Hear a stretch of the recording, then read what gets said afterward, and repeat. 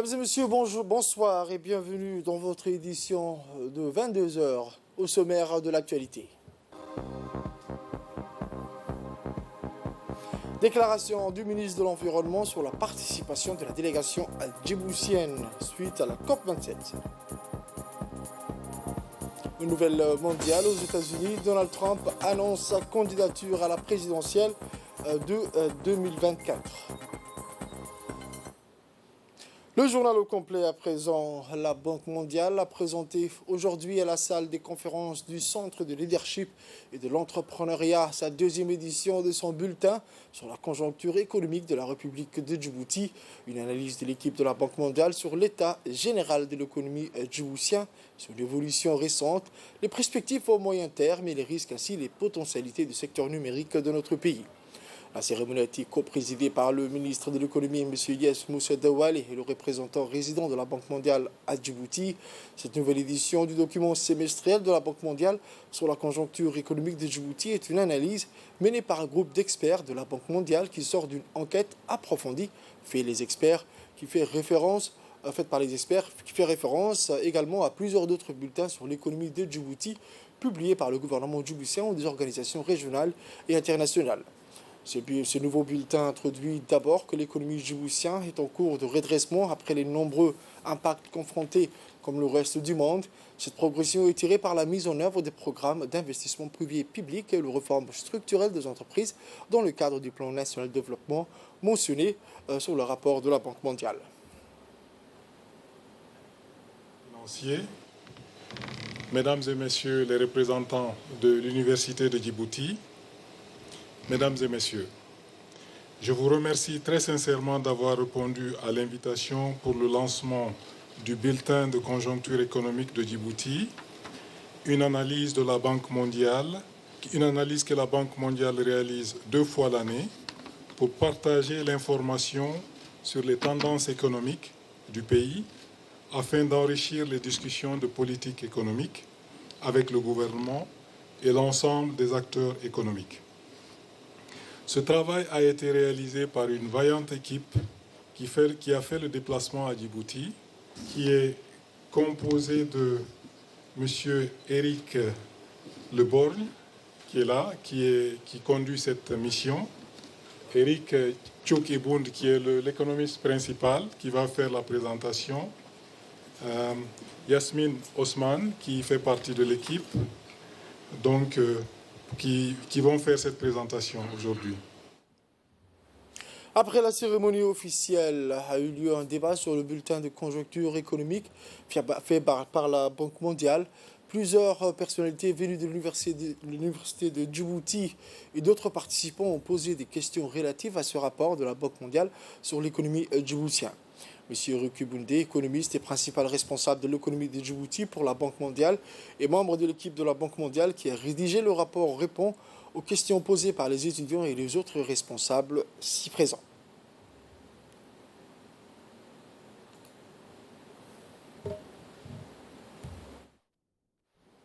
Soutenu, donc a permis d'atténuer l'effet de ces chocs.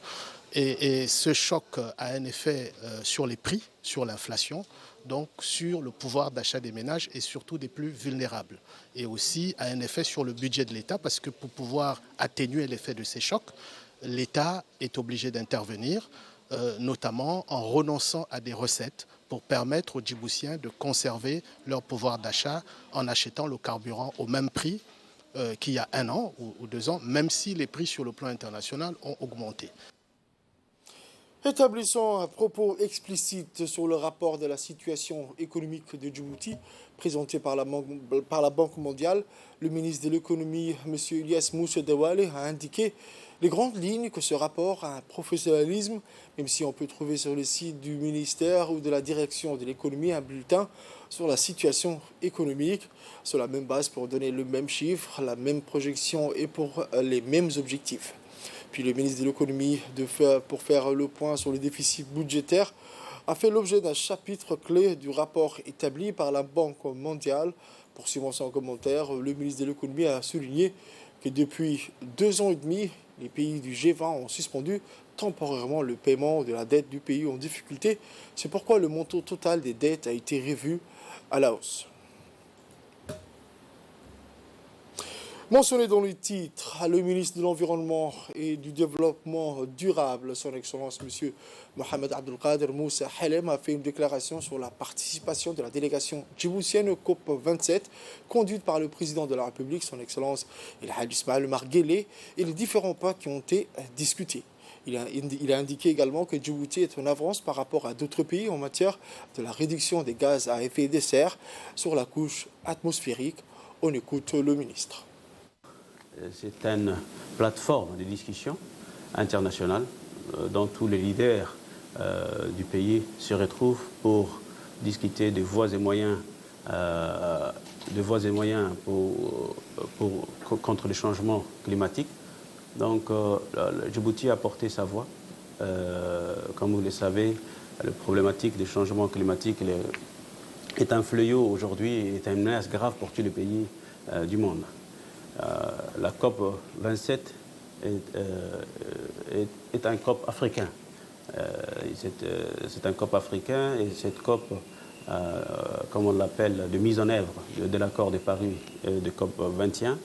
Donc, Djibouti a fait savoir que pour réduire l'émission de gaz à effet de serre, nous avons entrepris pas mal de projets qui ont été investis. Donc, dans l'interconnexion avec l'Éthiopie, pour réduire bien sûr l'émission de gaz à effet de serre. Nous avons investi dans la géothermie, nous avons investi dans l'éolienne, alors que Djibouti est plus qu'à 70%, 80% aujourd'hui. Comme vous le savez, nous attendons beaucoup de cette COP. Djibouti est victime, pourtant nous ne polluons pas. Toute l'Afrique, comme vous le savez, ne pollue pas autant. Nous sommes victimes d'inondations, de sécheresses répétitives. Nous sommes victimes de pertes de nos bétails. Nous attendons 3 objectifs pour lesquels Djibouti a porté sa voix. Le président a fait son allocution. Dans son allocution, il a bien noté l'avancement que nous avons fait dans ce domaine, mais aussi dans la création récemment du centre d'observatoire de recherche contre l'environnement et le climat. Donc Djibouti était très très en avance.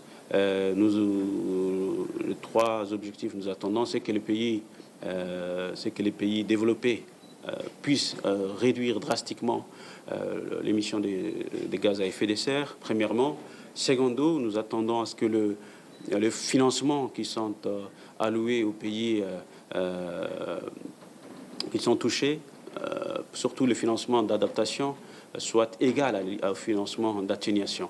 La plupart des financements que nous recevons aujourd'hui, plus de 75% vont dans l'atténuation, alors que 25% des financements que nous recevons vont directement dans l'adaptation. Il faut qu'il y ait une égalité dans ce sens-là.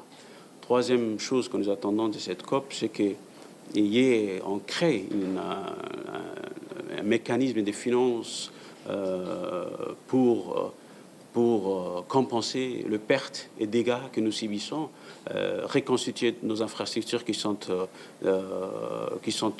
surtout endommagées. Quand vous voyez la corridor Djibouti-Galafi qui est endommagée par des bassins versants plus de 80%, nous n'avons pas de quoi reconstituer parce que ça demande beaucoup d'investissement. Donc ces mécanismes peuvent aujourd'hui reconstituer nos biens matériels et infrastructures très rapidement si le pays développé peut mettre en place ces financements. Dans une deuxième partie, le ministre de l'Environnement et du Développement durable a rappelé les différents points des discours du président de la République auxquels il a mis au clair les 3 points des objectifs tant attendus des Djiboutiens.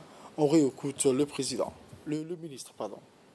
La participation de Djibouti, c'était de montrer, c'est ce que nous avons investi comme effort, c'est que Djibouti a fait aujourd'hui un petit pays de 23 000 km². Nous sommes victimes chaque année des inondations, de sécheresses, alors que voilà, nous nous trouvons à un moment crucial au XXIe siècle, notre pays, nous devons développer notre pays, mais de notre côté, on nous demande de ne pas détruire l'environnement. Comment nous pouvons faire deux choses en binôme, faire développer notre pays, mais en même temps en protégeant notre environnement. En marge de la COP, c'est vrai que le président a tenu à rencontrer le directeur exécutif de la FIDA.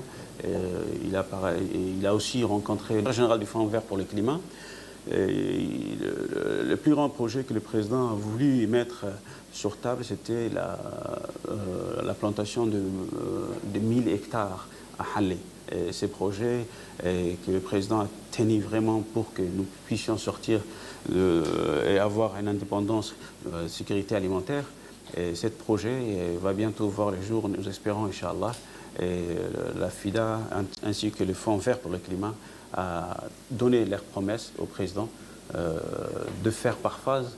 Et nous attendons la première phase d'ici fin d'année d'avoir 200 hectares au minimum de plantations et des projets de forage et d'adduction dans ces contrées de Halle. Le point fort du discours du président, c'est que Djibouti a investi de milliards dans la réduction des gaz à effet de serre. Par la connexion avec l'Éthiopie, nous avons investi plus de 500 millions.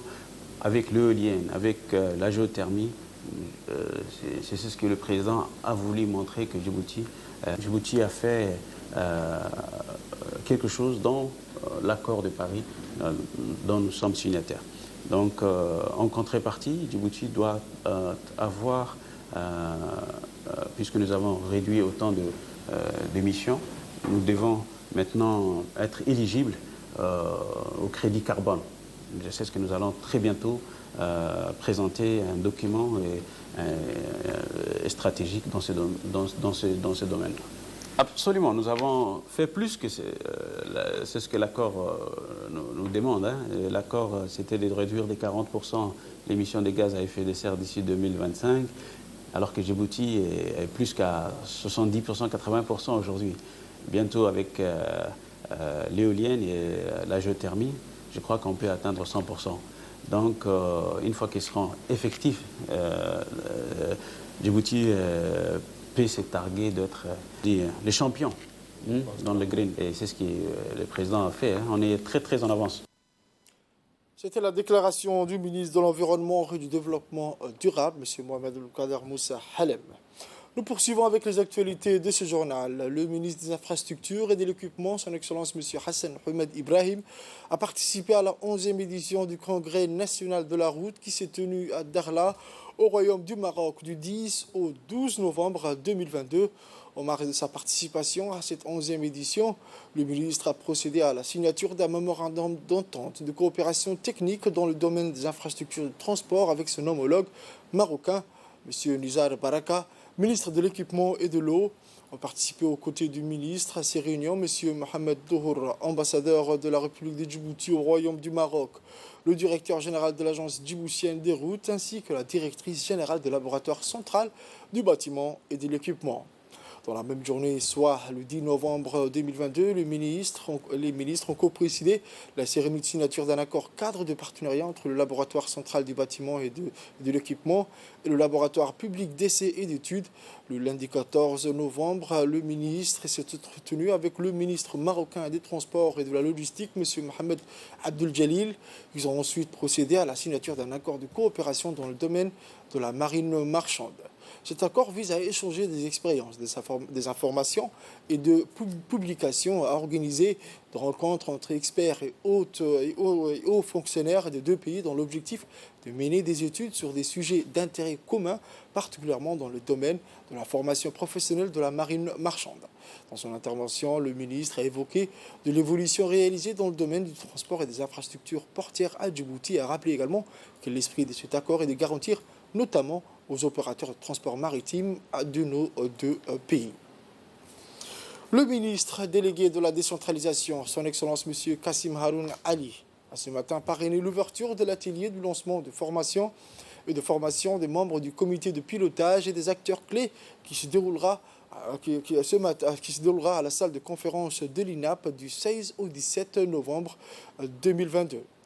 Étaient présents, outre le ministre délégué de la décentralisation, M. Kassim Haroun Ali, le président de la NCLD et le président du conseil régional de Tadjoura, M. Omar Hussein, la première maire adjointe de Mme Fatma, le président de la commune de Bouloaous, M. Abdul Qadir Iman, ainsi que les membres du comité de pilotage de ce projet.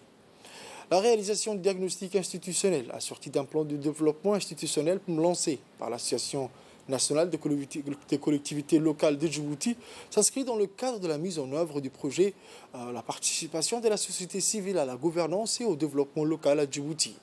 Financé par l'Union européenne, ce projet vise d'une part le renforcement des capacités des organisations de la société civile et d'autre part à capitaliser les expériences acquises au sein des territoires à travers la NCLT. Faire le point d'une association des collectivités locales qui répond aux critères des élus. Et pour cela, Excellence, Monsieur le Ministre, votre appui et votre accompagnement nous sera très utile, parce que dans le renforcement de cette fêtière, l'appui de l'État est aussi capital. Et nous savons d'ores et déjà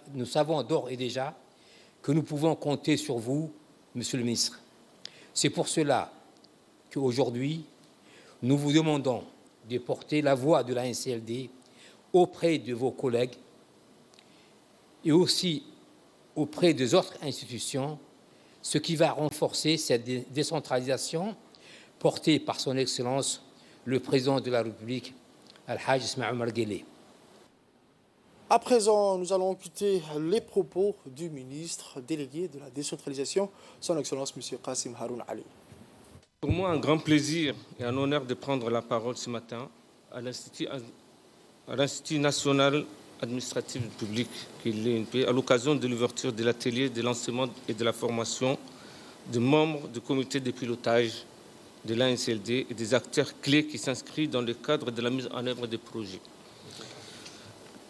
Le projet qui est participation de la société civile à la gouvernance et au développement local à Djibouti, financé par l'Union européenne.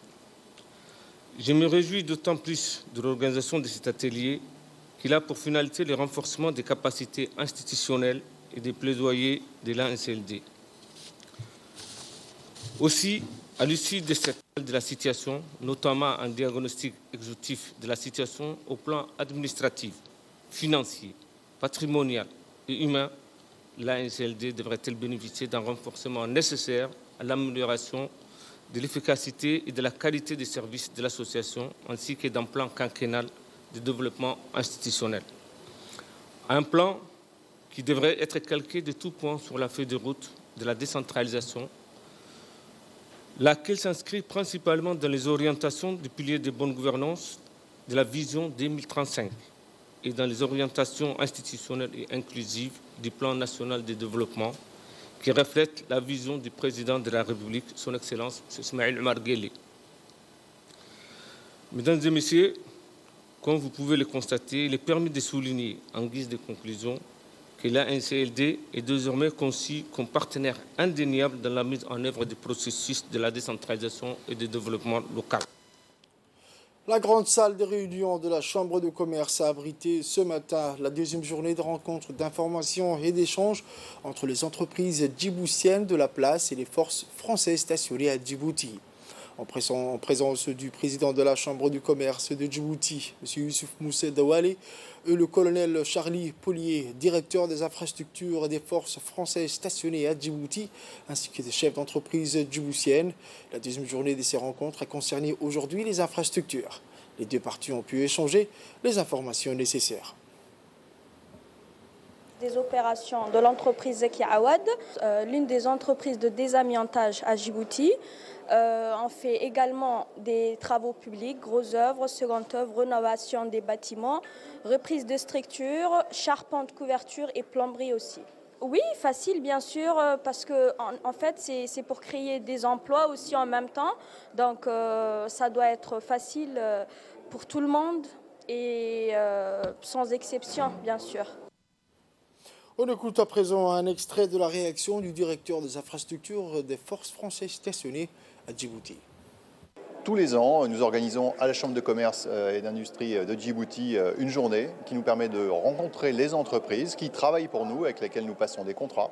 Et donc je suis très content de pouvoir mettre en relation mes équipes avec les entreprises, car l'entretien de toutes ces infrastructures, ce sont des contrats qui sont passés tous les ans pour des opérations qui sont conséquentes et qui permettent parfois de construire des bâtiments neufs, de réhabiliter des bâtiments existants ou d'entretenir toutes les infrastructures et les installations industrielles que nous utilisons. Et en ce qui concerne mes contrats, nous investissons de l'ordre de 4 milliards de francs djiboutiens tous les ans. Une part de cet argent sert à maintenir en condition, environ un quart, c'est-à-dire 1 milliard sert à maintenir en condition l'existant et 3 milliards sert à investir pour réhabiliter ou construire des bâtiments neufs. Dans le cadre des activités de la 4e édition de la Semaine nationale des personnes à besoins spéciaux, l'Agence nationale des personnes handicapées a organisé, en collaboration avec l'Agence djiboutienne de la promotion de la culture, une formation sur l'initiation à la canne blanche au profit des 30 nécessiteux. En effet, consciente de l'utilité de cet outil pour déficients visuels, l'ANPH a pour la 2e fois mis en œuvre un programme d'apprentissage dont son utilisation, présidé par le directeur général de l'ANPH, M. Doual Saïd Mohamoud, durant 10 jours consécutifs.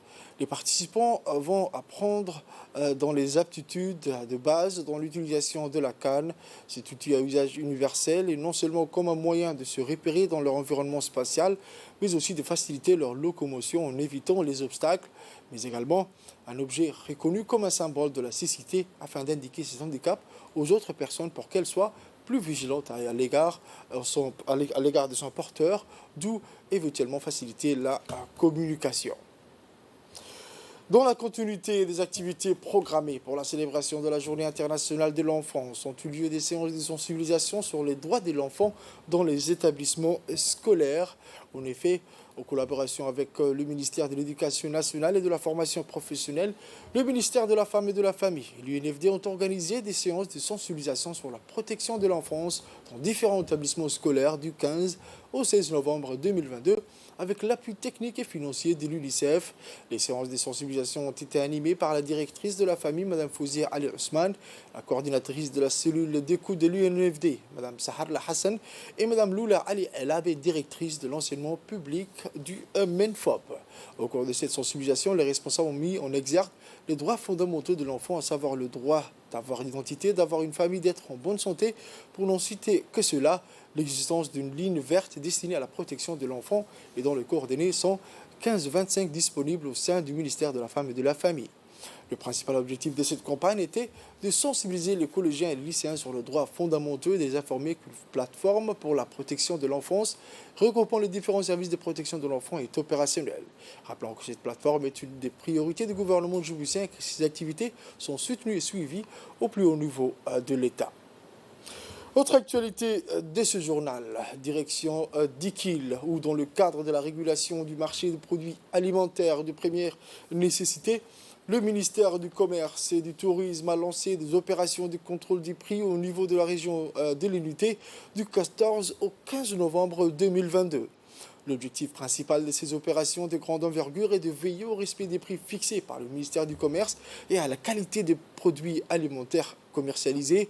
Au cours de cette mission, les inspecteurs ont pu sillonner tous les points de vente et à l'issue de ces inspections, les contrôleurs ont constaté des hausses de prix injustifiées dans certains lieux du commerce. Au total, les inspecteurs ont pu trouver une vingtaine de magasins en infraction et pratiquer la spéculation sur les prix du sucre, de la farine, de l'huile alimentaire et du lait en poudre. Les points de vente incriminés, composés principalement de demi-grossistes et de détaillants, ont été cadenassés avec l'appui des forces de l'ordre de la région.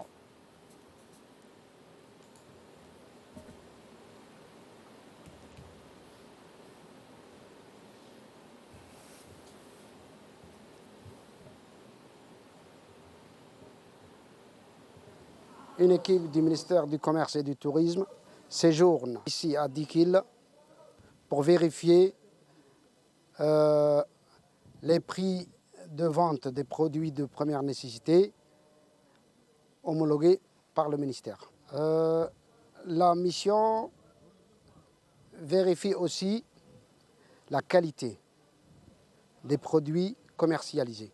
Nous mettons en garde les commerçants inflationnistes qui perdurent à créer l'inflation, que des sanctions sévères seront prises à leur encontre. Plus de 20 boutiques ont été contrôlées, dont 15 pénalisées. Toujours au sud du pays, à Arta à présent, à l'instar du pays sous le patronage du ministère de la Santé, la journée internationale du diabète a été célébrée en grande pompe au chef-lieu de la région d'Arta, notamment les locaux du lycée. À cette occasion, Dr Dayeb Hussein Ardeye, médecin-chef du centre de santé communautaire d'Arta, a fait une projection pour mieux informer les participants, les gestes à adopter sur le quotidien pour se protéger du diabète, comment le diagnostiquer, les risques des complications, les enjeux économiques pour les malades et plusieurs autres explications concernant ces maladies chroniques caractérisées par la présence d'un excès de sucre dans le sang appelé hyperglycémie. Les autorités de la région, dont le président du conseil régional, M. Almi Bourgoudade, et le préfet adjoint, M. Mohamed Fouz, ont participé à cette cérémonie de la célébration de la journée internationale du diabète. C'est une maladie chronique, comme l'a dit si bien le médecin, et nous devons tous, chacun à son niveau, essayer de parler de cela, surtout la prévention. Surtout la prévention. Dans le cadre de la Journée mondiale du diabète, qu'on va lancer la semaine qu'on a dédiée cette semaine pour dépister, sensibiliser, parler du diabète. Et le thème retenu cette année était l'éducation au diabète. Vous savez, le diabète fait partie des maladies qu'on appelle les maladies chroniques. C'est des maladies avec lesquelles les diabétiques ils vivent avec cette maladie. Ils prennent chaque jour, c'est un traitement quotidien, mais à côté, c'est toute une vie et une hygiène de vie. Malgré de cette édition, Djibouti, comme partout dans le monde, a célébré la Journée mondiale du diabète le 14 novembre 2022. Un centre situé au PK12 Balbala prend en charge de manière gratuite les jeunes diabétiques, un centre à la pointe de la technologie en matière de diagnostic. Reportage sur ce centre spécialisé dans le bilan de santé des diabétiques.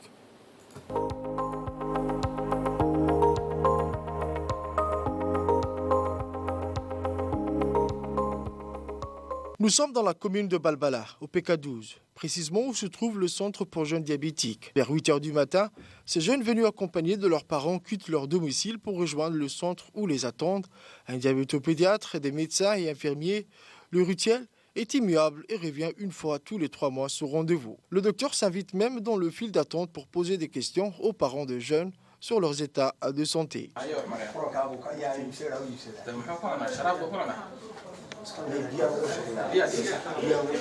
Ce centre de jeunes diabétiques de PK12 est un service de santé public gratuit et soigne plus de 200 patients.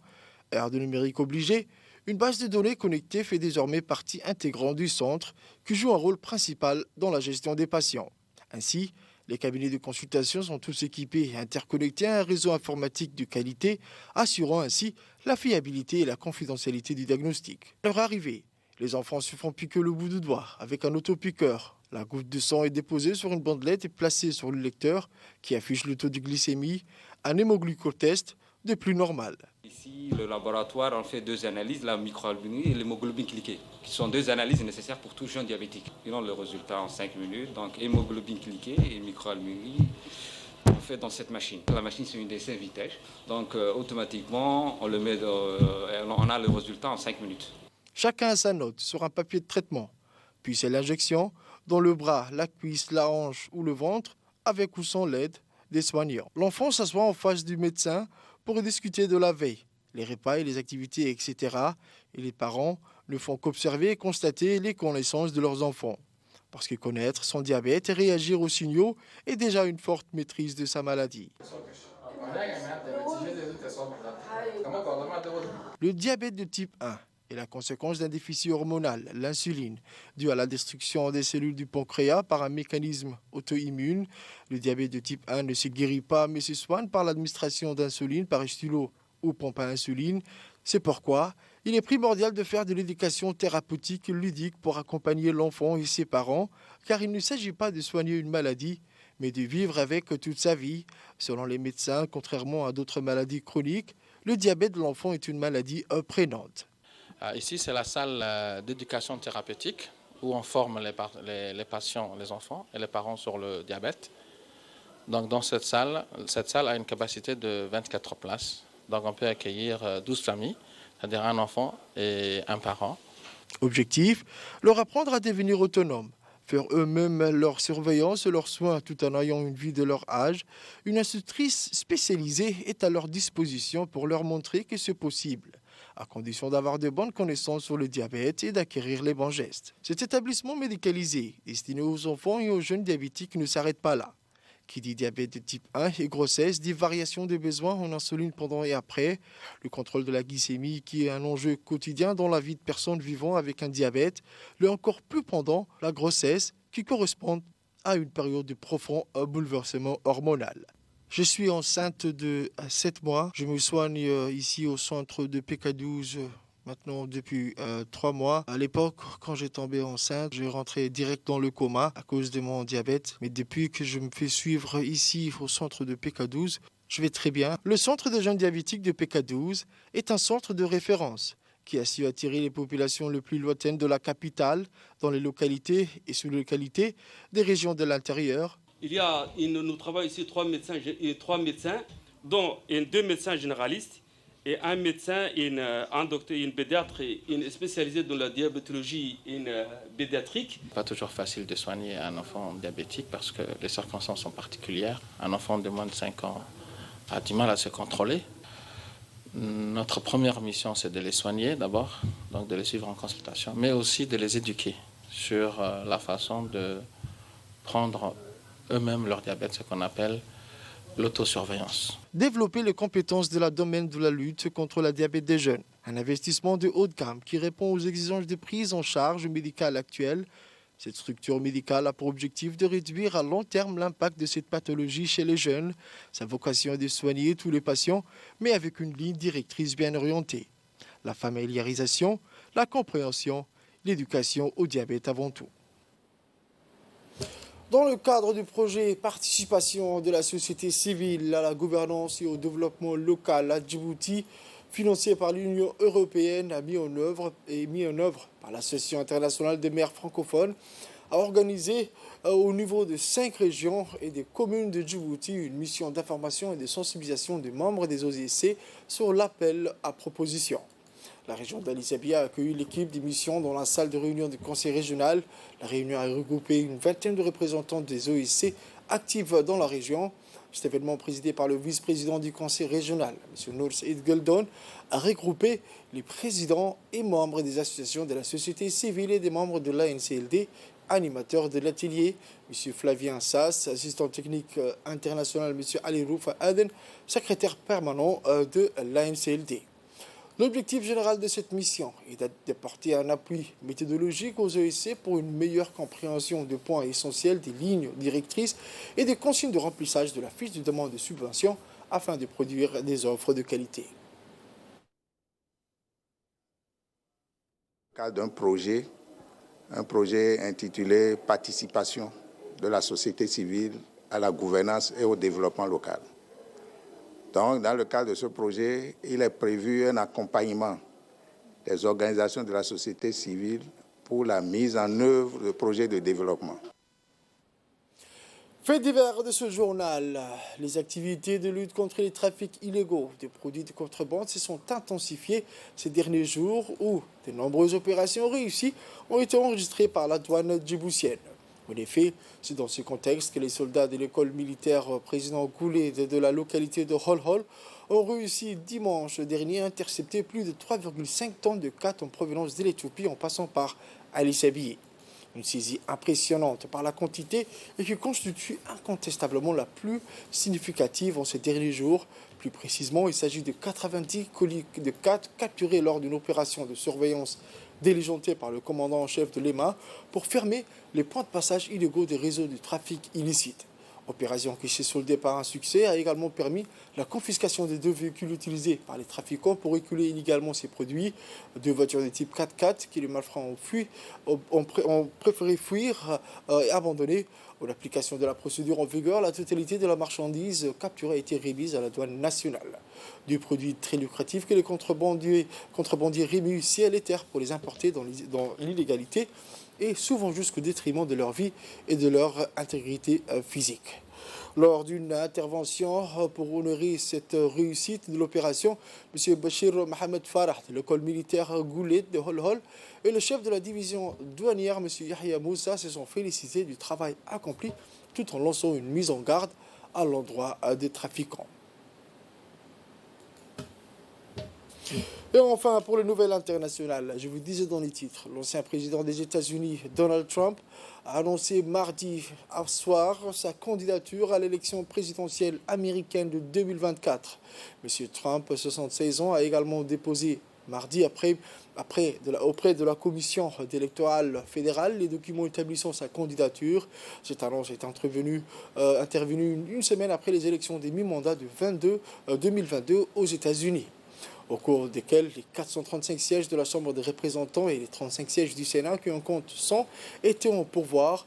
Selon les projections, les démocrates devraient conserver le contrôle du Sénat dans le prochain congrès, tandis qu'aucun des 2 partis n'a encore emporté suffisamment des sièges pour être majoritaire à la Chambre des représentantes en date de mardi soir. C'est la fin de cette édition, mesdames et messieurs. Merci à vous de l'avoir suivi et restez avec nous pour la suite du programme sur Télé Djibouti.